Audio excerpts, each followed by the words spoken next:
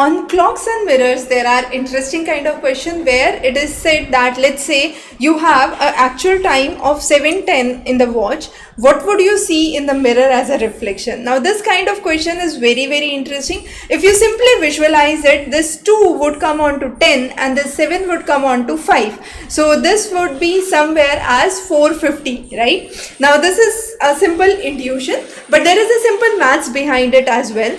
So what we do is 12 o'clock is considered as a standard. So 12 means 1160.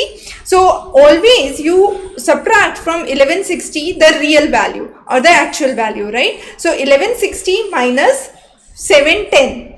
Okay, when I am doing 1160 minus 710, 60 minus 10 is 50 and 11 minus 7 is 4. So 450 becomes my answer. Now let's say if it is 3 o'clock, the values would be simple. 12 would remain 12, but 3 would become 9. So again from 1160, when I am subtracting 3, what would happen?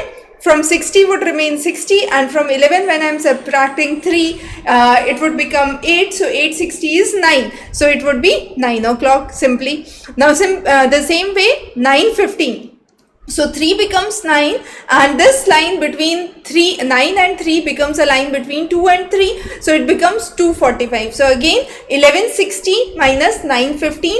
So 60 minus 15 would become 45, and 11 minus 9 would become 2. So 245. As simple as that. I hope this was simple. Now let's do a final question. 12 would remain 12. So 1160 minus 1160 obviously would remain 0. So again 1160 would be what it appears as the correct answer. So here we have a very simple demonstration to help you understand how to solve the clock mirror image problems.